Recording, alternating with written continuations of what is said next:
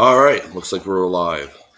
Okay, so hello and welcome. If you are new here, this is my channel. I am Curly, and normally I do like pseudo video game reviews / analysis. And today we are talking about The Alters, which has been a game that I've been like sinking a ton of hours into and everything else. And we're specifically talking about how The Alters is a game all about being a leader. Oh shit. And being the best you possible. And now, what do I mean by that? Why? What nonsense am I spelling over here?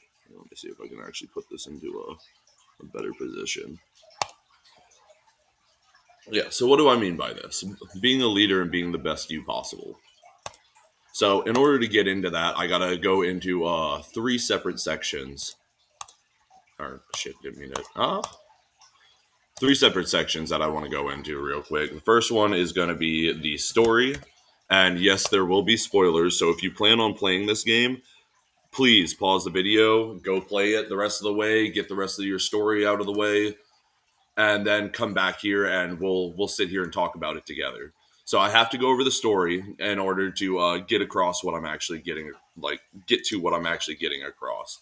Another thing I need to get into is the gameplay, because the gameplay is a huge factor in why this game makes you have to face some of the challenge, like the actual challenges being a leader like entails. Like you have to make hard choices, and those hard choices have consequences that fall onto you. Um, and then last but not least, third point that I wanted to get into: story, gameplay, and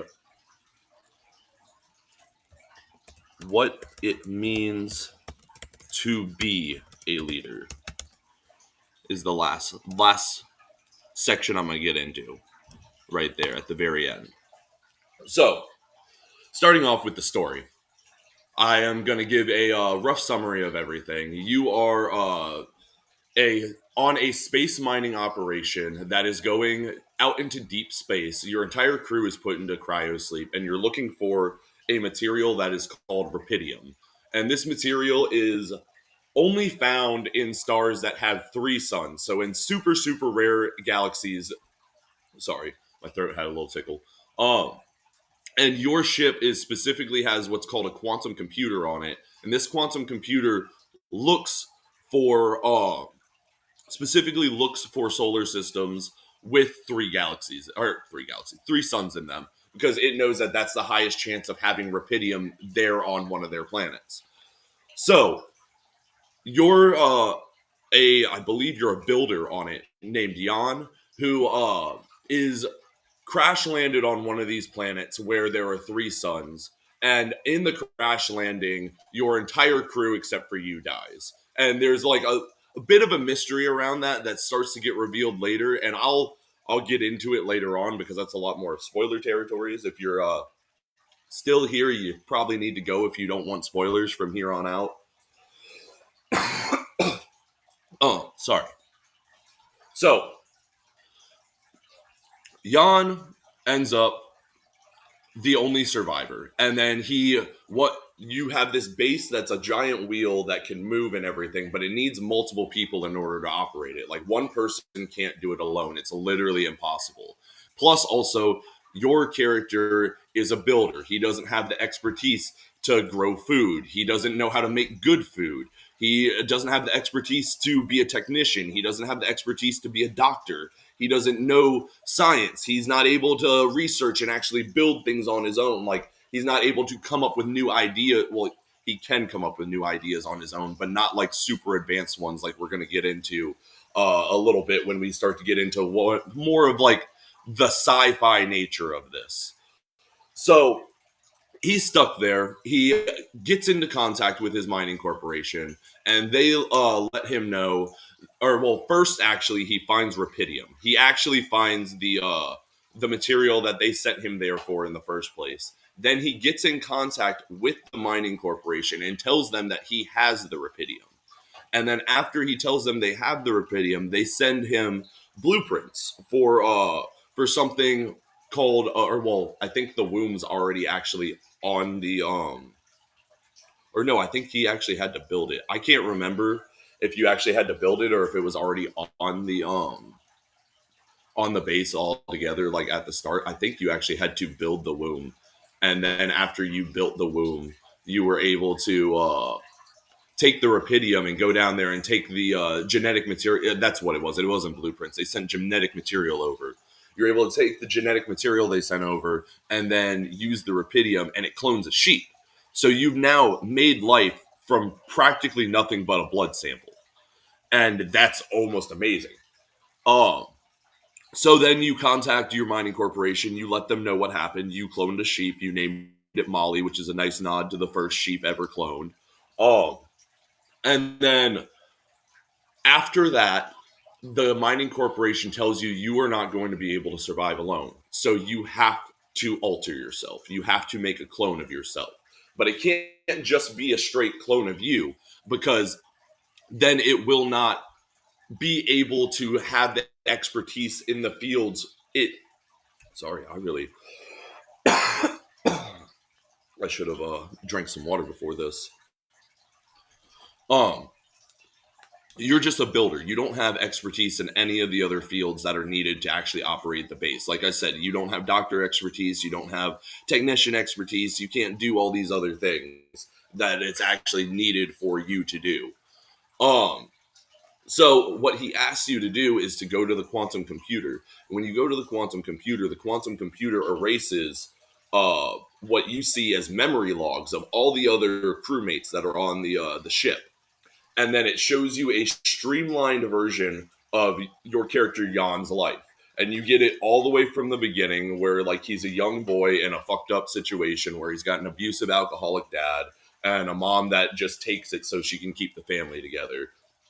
And he goes off to party and goes off to college and parties and everything at college. And while he's away, his mother passes away from a terminal illness. And I believe his father is still alive in that timeline, and he just never speaks to him again. I can't remember right off the top of my head. It's been like 2 weeks since I actually played the start of the game. Um, but yeah, so he ends up leading. Oh yeah, he gets married, ends up getting divorced because there's a huge economy crash that's implied to have happened, and then because of that economy crash, he ends up on the mining operation because he can't find a job. He doesn't have a house. His wife left him. He's like literally a sorry piece of shit. So he's gotta go out into space to try to get away from it all. Or at least that's what he's trying to do and everything. So you see this entirety of his life, and you get this whole backstory, right?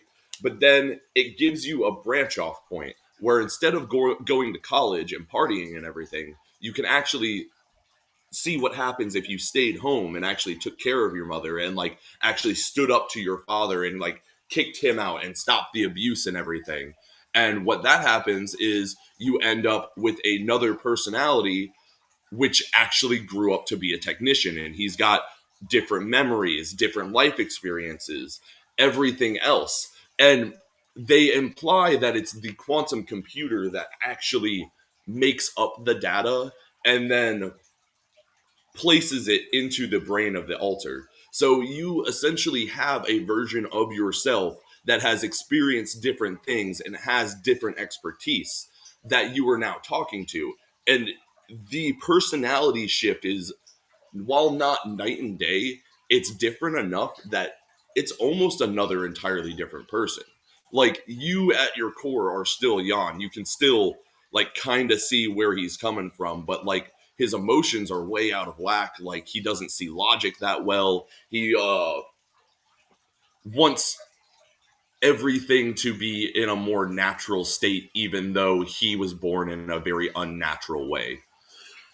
Oh, so you think the computer is just doing all of this and it's like creating this fake personality and everything, and it's a little fucked up, but like none of his memories are actually real, right? Well, then we get into the scientists that you end up making, the alter. So each of your alters has their own like personal storyline and everything that you can learn about their life and everything through them and like their experiences, and you have to do certain things for them to make them happy. And that's part of what I'm going to get into with the gameplay, because that's where a lot of the leadership roles come into. into play. But so you get into the scientist side of stuff, and the scientists actually there's a part in the game where you have to cross a lava bridge, and the scientist notes that one of his undergrad students had gone to work on a project at the mining corporation, like at the Ally Corp is what the corporation's called, and had gone on to develop a anchor system that can levitate. I believe what they said is it's able to actually suspend something in midair for a short distance of time. Um, but his student had gone on and developed this project, and it was mandatory on each one of these expeditions. Well, at least in his mind, that's what he thinks and everything. You turn around and you ask the corporation about this project, and turns out, yes, it is real. It is super top secret. No one's supposed to know about it. And then on top of it all, what is it? The project was never completed. Like no one was actually able to like actually make it work. So you ask them to send over the data and everything like that, and like try to see if maybe your scientist can make it work from some weird reason. He shouldn't be able to, because technically all of his memories were just made up by the computer using the information that the computer has from the database, but he's able to complete the project, and he's able to actually help you guys out. Because like another thing I forgot to explain is you have to keep the base moving. You're on a time limit. You have like a set number of days. I believe the first act is like something around 15 to 20 days, and then every act after that gets shorter. I believe it rounds out to 88 days all, or yeah, 88 days altogether is the last day you can be there. Because I ended up spacing it, like I had to use all of my time, and even then I still didn't really have enough time to do all the things that I really needed to do. So you're on this constant time limit, and you have to get the base moving, or else the sun will rise and it will literally melt you, the base, everything all together. Because there's 3 suns, and like it's hot as actual fucking hell. Um, so your scientist is able to get these bridge anchors, up and running, and he saves you guys. You get moving again and everything else like that. But that's odd. He shouldn't have been able to do that. Technically, all the information in his head should not be real, but we just kind of prove that it is to an extent. But it could also be the quantum computer gave him the necessary data to connect the points before actually like separating the consciousness into the body and everything. So there is that possibility as well, and that's why I think this is actually like some of the best sci-fi game, one of the best sci-fi games we've actually gotten story-wise in the last couple of years, because it actually makes you ask questions and makes you ask hard questions, and as we're going to get into later, it makes you make hard choices and everything like that. So we go on, you go on a little further and everything like that. You get over the lava bridge, and you end up to an anomaly where there's like a giant sandstorm. Well, actually, I believe they imply that gravity is literally pulling everything upwards and then pulling it back down, kind of like in a circle like this, nonstop. Um, so you come across that anomaly, and you have to find a way to get rid of it. Well, in that's not really the hard part of this section. Well, like it does take a lot of resources. You could probably get it done in like 4 days tops if you know what you're doing and you actually like put the time in and get all like the materials necessary. And hell, if you even played the first act really well, you might even already have the materials and not actually even have to mine. You can just make the things that you need to proceed in Act Two.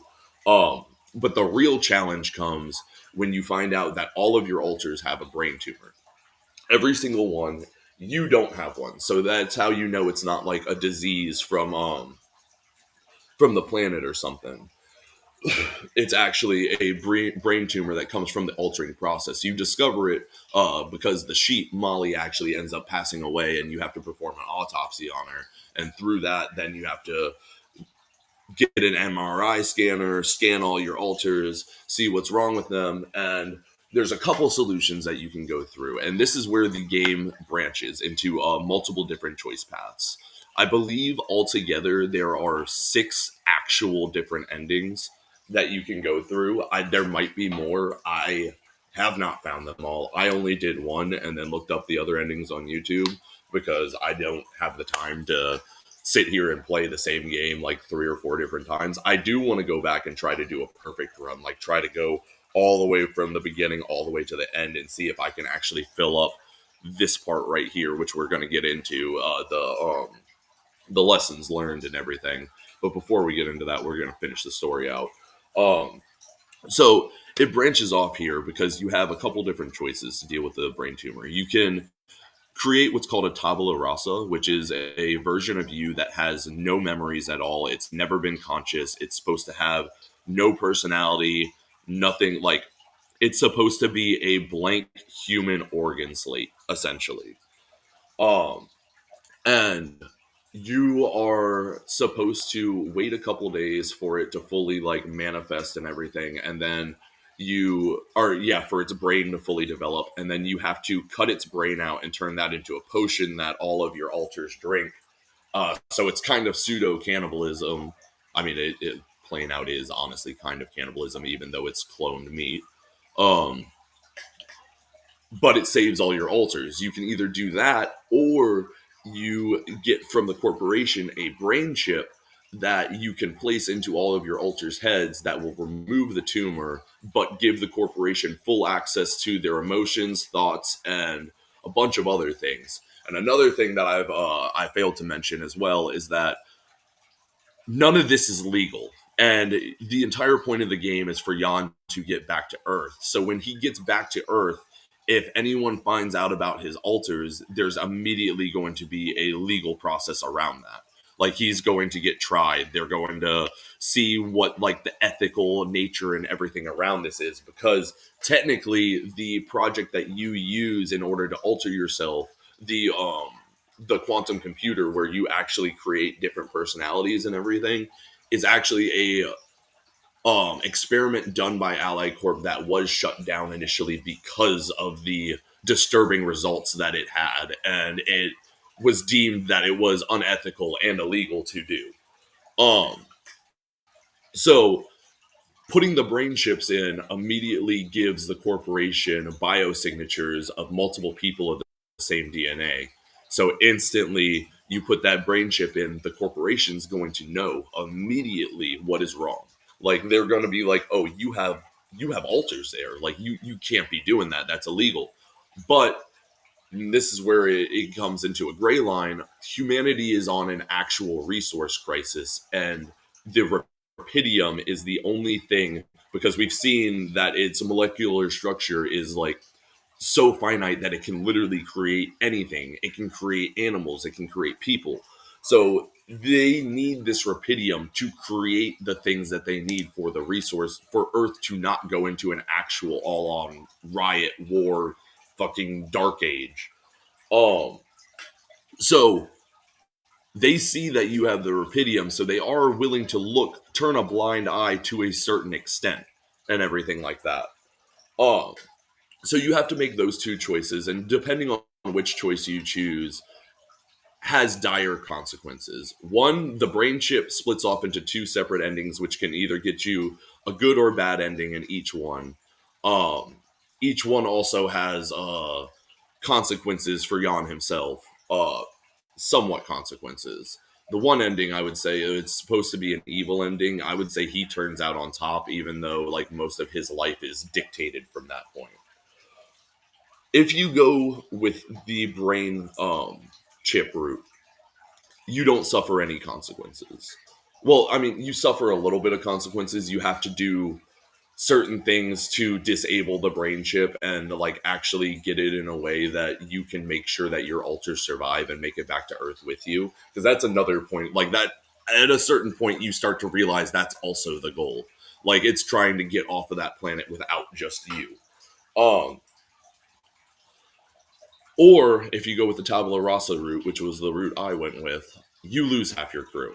That's it. it's permanent. Like they're gone. They full on rebellion. They fix a Tur vehicle. They go out into the desert. They start building their own base. They want nothing to do with you anymore. You are permanently crippled by that decision. Like, and that's insane. Like you made the wrong choice. You must suffer now.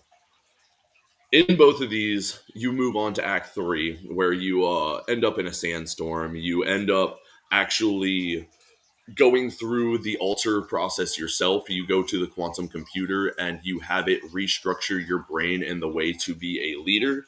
And this is where the actual thesis of our video comes into play, because here's the twist of the whole thing. It doesn't actually change Jan at all. You think going in that it's going to fully change his personality like the other alters, like he's going to become one of them, like he's just going to change.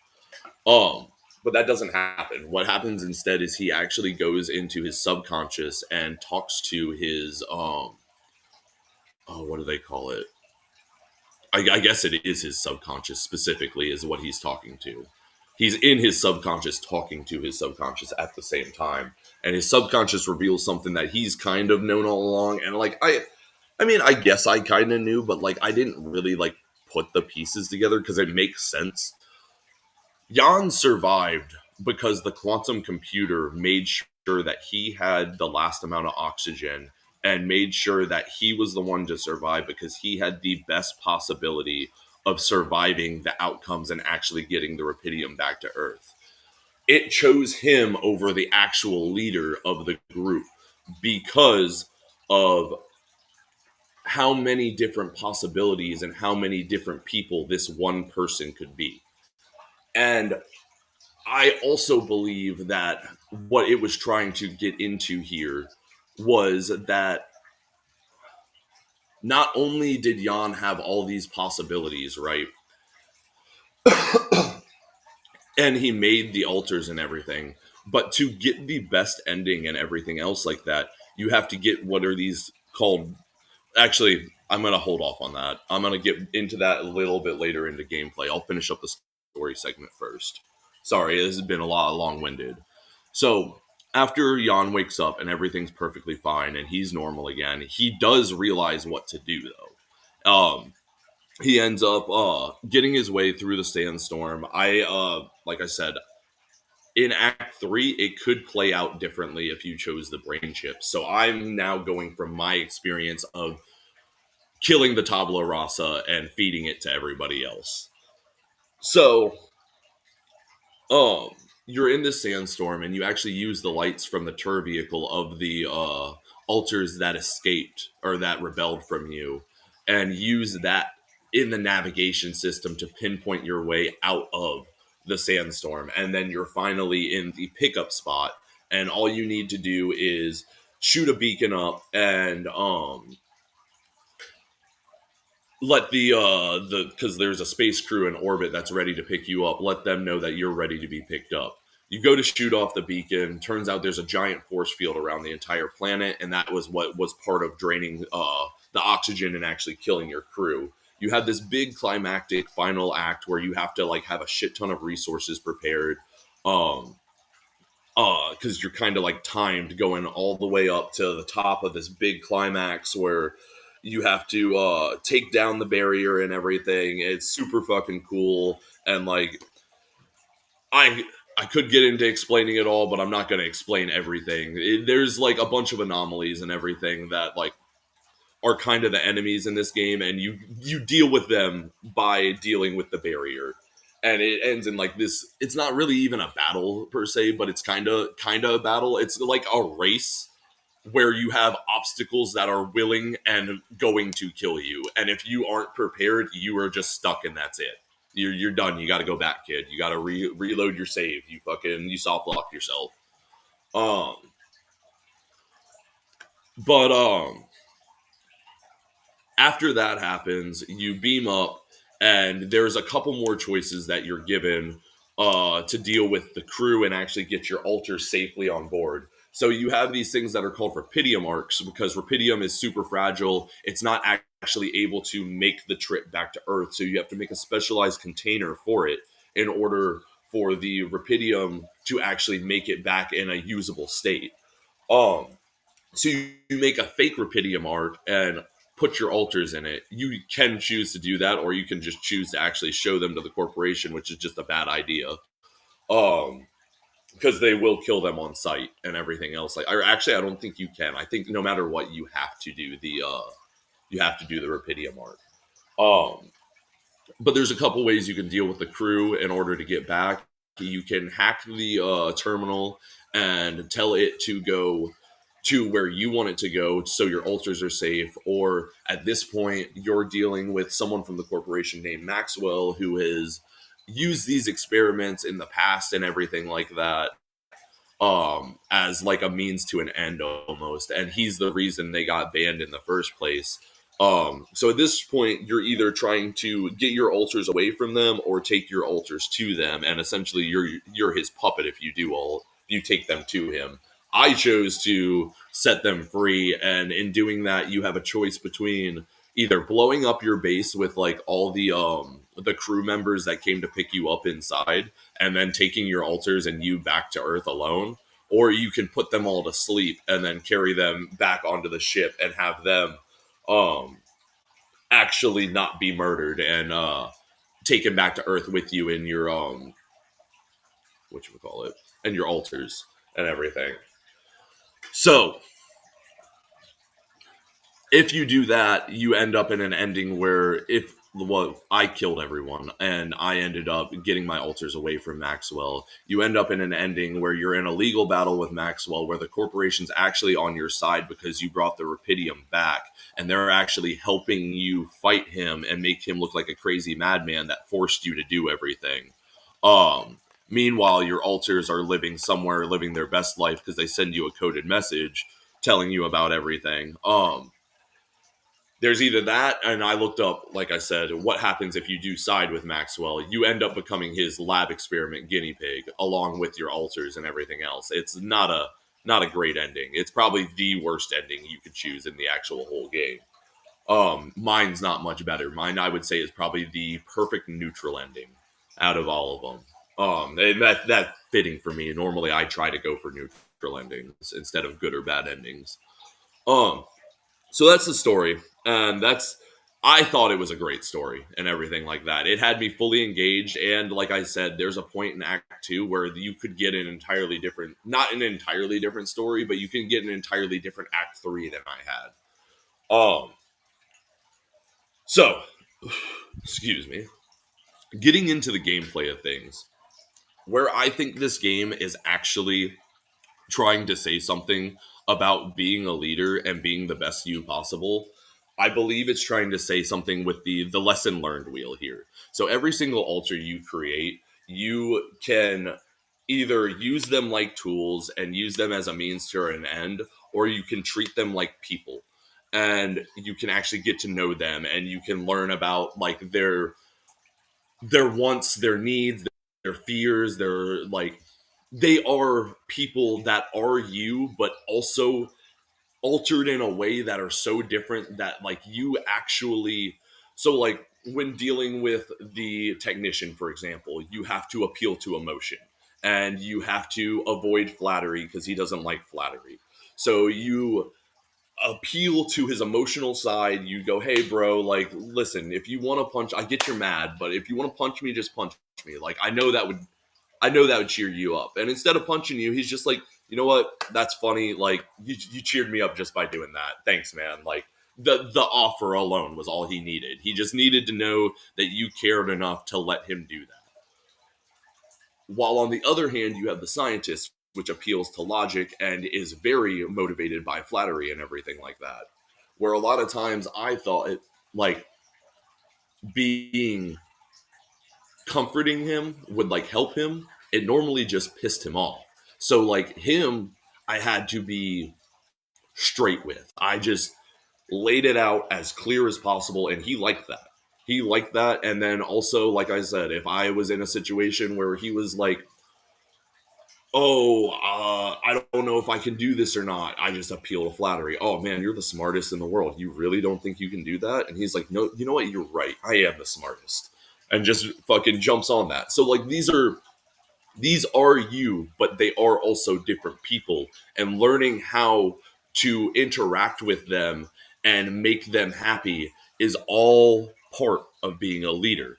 Because being a leader, you're going to need to be able to communicate with different walks of life and be able to understand from their perspective and actually be able to appease them from their perspective and actually be able to understand them on a personal level, because nobody's going to follow a leader that does not understand them on a personal level and does not actually care about them. Nobody wants to be a tool. Nobody wants to be a means to an end. And then the other half of this, and being the best you possible, like I said, comes into the actual wheel here. So, like I said, with the wheel here, every single altar has their own story, and as you progress through it, they normally teach you a lesson. Like the technician teaches you assertiveness, and I didn't really get into too many others of them because I was a shit leader, if I'm being 100% honest. Uh, but each of them teaches you something about being a leader, and each of them makes you a more whole person and more whole, just better leader all around, better able to understand and better able to act in certain situations. And he was only able to learn that by altering himself and understanding himself from a different perspective. So, yes, all of these alters are him, but their personalities are like treating and talking to different people. And the game rewards you for being able to navigate these minefields that are these alters personalities and being able to do it in a way that they feel cared about, and they also feel like you are a proper leader and you are the one who is actually going to get them home. And that's where being the best you possible is, because all of these pieces of himself are adding on to the center. As you see, they all clip onto the center to make a giant, better whole. One that Jan literally could not have done without understanding the other parts of himself. And it even gets a little bit deeper because it's not as easy as I'm letting it sound. Like, yeah, you go, you talk to them, you give them what they want, but let's say you say something wrong. Now you've pissed them off. Got to go back. That you piss them off. Like I'm not saying you can't not piss them off. Like you're never going to be able to make everyone happy, and that is a true fact about being a leader. It's said to you very early on, don't try to do everything, because trying to do everything is just going to piss everybody off. Try to just mitigate and actually make the people happy that are the most upset, and actually bring the morale up from the bottom, and also try to prop up the people at the top. Essentially, you need to manage your priorities. What is more important? Actually building the beacon that you need to actually get the fuck off the planet, or going and talking to the technician and calming him down? Because if you don't calm him down, he's literally going to rebel and kill you in your sleep. So you have to balance these things. You have to think about what is the best possible thing to get you and everyone in the best possible position. And sometimes the easiest choice, or the choice that seems the most correct, or like the one that is going to make everyone safer, actually backfires on you. Like I said with the tabula rasa, I thought, for example, if I went through with it, I was going to make sure that the corporation were never going to find my altars, and that I would be able to keep them safe. Like, I thought they were going to literally take control of their brains and like turn them like just turn the off switch on as soon as like my mission was over. Oh, so I thought I was doing the right thing, but I lost half my crew because of it. And like that was a huge detriment. The last act was so fucking hard for me because I did not have my altars. Like, because I was a bad leader and made the wrong choice, I had to suffer, and there was no possible way for me to actually get all the pieces of the puzzle that way either. So it's not as easy as just, oh, this seems logically sound.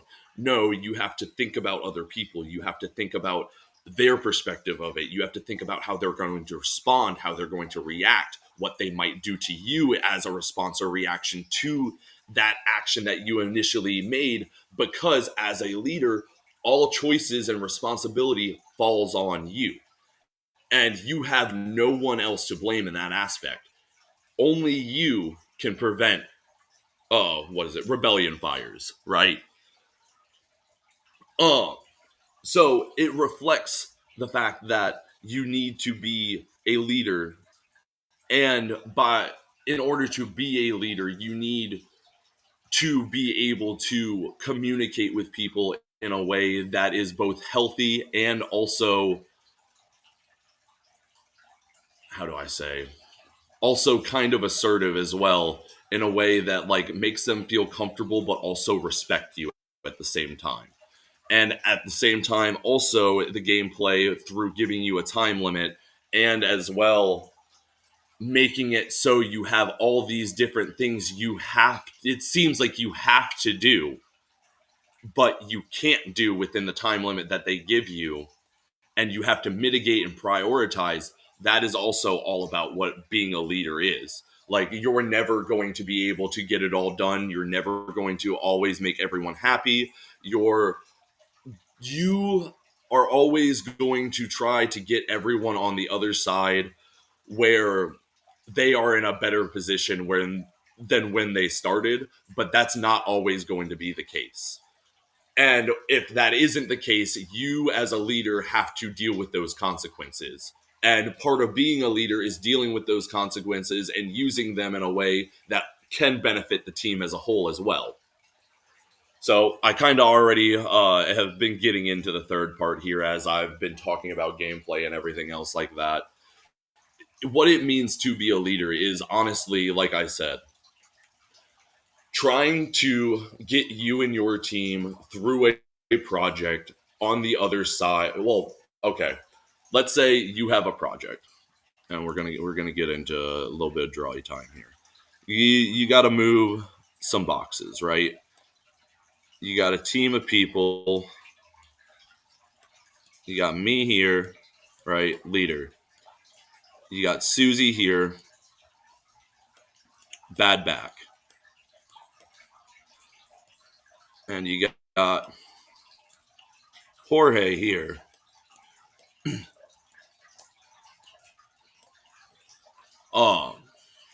Trying to think of a problem for Jorge. Missing a hand. Jorge doesn't have a hand. So, yeah, let's get rid of Jorge's hand.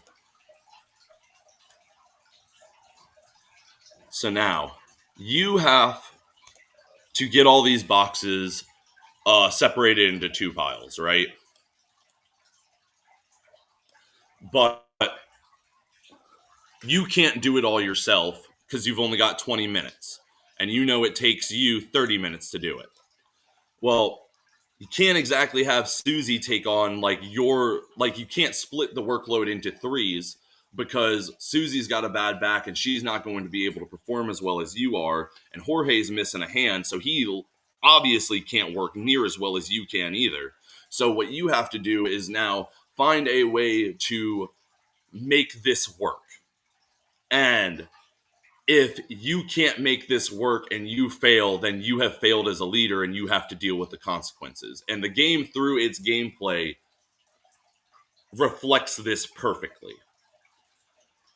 So what I did was I took on the brunt of it, and I started just putting the boxes everywhere myself and separating them myself.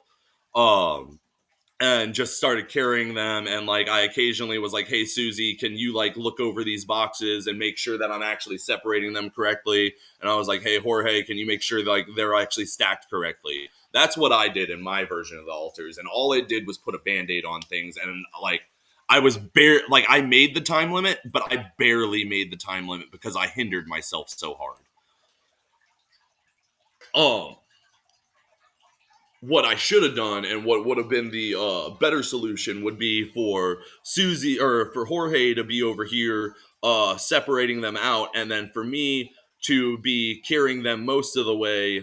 Or actually, yeah, Jorge would be here separating them out into two stacks. Susie's right here. To stack them up over here. I'm right here. I move the box, hand it to Susie. She puts it down so that way she doesn't have to do any of the lifting. And Jorge also doesn't have to carry anything. And then we get one half done, and then we get the other half done. And we only got it done in 15 minutes instead of 20. And now we have a 5-minute break. So that's the difference between being a good leader and a bad leader. Being a good leader takes delegation, takes prioritization, takes using your team in a way that is also beneficial to you, but also beneficial to them. It's a symbiotic, not parasitic relationship. Being a bad leader is seeing your people as tools and using them as such. In my situation, I saw two broken tools and I did most of the work myself because I saw that my tools were broken instead of actually still trying to use them. I know it sounds bad, like talking about people as tools in the concept of a leadership position, but that is normally what people are to people in a leadership position. And being a good leader is being able to use those people as tools, but also still seeing them as people and being able to communicate with them and actually manage them and make sure that they're happy at the end of the day and they get their work done and they're also as satisfied as you are at the end of the day. If your crew is mad at the end of the day and you're the only one happy, you didn't do a good job. And that's as plain and simple as it is. Um, so, like I said, the game punishes you, so it makes you actually take responsibility for your actions. It gives you hard choices to make and gives you a lot of things that you have to delegate over a large area and a large span of places. And it gives you a time limit, so that way you're also under the pressure of needing to do all these things. This is literally the perfect environment to create a leader. And the game overall, like I said, I believe what it's trying to say at its core is that a good leader takes from their team as well. Like, not like necessarily like takes their wallet per se, but like takes, like, you took assertiveness from the technician. You learn to be assertive. You learn that not everyone is going to be right and you need to know when to stand your ground. And I'm sure, like I said, I didn't get into a lot of the other lessons learned. I wanted to, but I made the shitty decision and like wasn't I was barred out from that was my consequence. I was barred out from learning the rest of the lessons and being a better leader overall because I made the wrong decision. Um but I'm sure there are other lessons that are like that where like you all take all of these things from your team and you add them to yourself to make you an overall better person. And the quantum computer saw that not only did Jan have all these possibilities, because like I said, it deleted the memory banks of all the other crew members. All the other crew members had all these other possibilities. It saw that Jan was the only person, even the actual leader of the crew didn't have this quality, was the only person that would actually listen and actually treat his alters like people and actually learn from them and be a better leader overall. It did also know that he was going to be the best likely candidate to survive because of how buried his alters were, but it also knew that he was going to prioritize his alters also along with the mission. It knew that he was the proper leader. Um, but I think overall, I've gotten my point across. I don't think I have too much more to add to the conversation. I guess I should say. This is a great game, actually. I would have to say I give it a 4 out of 5. The one little bit off of it being a 5 out of 5 is there's so many bugs. There's so many bugs in this game. Oh my god. I had to restart so many times because I got stuck in like a wall or a cliff or something, or like had to like reuse my batteries, like because you only have a certain amount of like electricity while you're out exploring the actual world, and like there's cliffs that you have to get up and down, and if you go up them, you use all your battery life. Um, and when you come back down, like I would go up and use all my battery life, and then I'd be stuck at the top of the cliff and couldn't move. And the only thing I could do was go back down. And then now I have no battery life and I can't go back up the cliff. And so I had to go all the way back to my base, recharge real quick, come back, and then I was able to go up the cliff because it didn't glitch out on me this time. And I was able to actually move when I got to the top of the cliff. So that's like my biggest problem with the game is that it's just like really buggy, but like they can patch that out. So like honestly, if you like anything that I've said and like you got this far and you still haven't played the game, go give it a shot because even everything I explained is only 1/3 of the game. You can have an entirely different experience with the other two parts of the third act. And even in those acts, there are different choices that you can make. Like I said, I blew the base up. You can see what happens when you put them to sleep um, and everything else like that. And that's another thing that I think this game does really good in its gameplay is that for a choice game, it branches really well, and still, um, what is it? It branches out and comes back in at a really good point. That also it doesn't even really branch in at that point. Like you always end up back in your apartment, back on Earth at the end of the day. But the things that happen to you and how your life turns out because of the choices you made in that apartment are so radically different that they might as well be different places that you end up. And that is where I would say like it does gets a 10 out of 10 in my book. For a choice game to give you that many different branching options and still culminate on a single point and actually still feel like it's different endings instead of being the same ending just repeated over copy and pasted over and over again just with a little bit of different dialogue. It kind of still is that, but it's not. The dialogue is so different to the point that you might as well be in a different position. Hell, in one of them you are a different person actually. So like yeah, um, that's spoilers for like the super secret ending. If you want to go find that, go ahead and venture yourself into that rabbit hole. Um, but yeah, so this game does 10 out of 10 on choices. The gameplay, like I said, it's really buggy and everything else like that. And the actual like playing the game, but like the gameplay and like the decisions that it wants you to make and the time limit and the pressure that you put like is put on you. Chef's kiss. I would say this game stressed me out. I felt like I was back at work. I'm a manager at Pizza Hut, so I do shit like this on a daily basis, like trying to mitigate people and manage people and everything else like that. I felt like I was at work. I was like, man, oh man, I'm stressed. Oh god, I'm stressed. But yeah, I would say it's a good game. Go give it a play. Um, it's not like the perfect game. I won't say like it's a Claire Obscure or anything, but it is definitely another good game that we got this year. If you like this video, give it a like. If you want to subscribe, go ahead and do that. Um, both of those are great for me, but the actual thing that I always like if people do is I make indie video games. If you want to support the channel, go down in the description below. I'll have a link to my game Skills and Slimes that's out right now, and then I'll also have a link to Drugs and Gambling, which is a game that I just came out with. You can play it free in browser, or you can, if you actually want to save your save file and everything, you can actually buy the game for $1. That's up on itch.io. I plan on trying to get that up on Steam here soon. But anyways, I think that's it for the day, guys. Peace.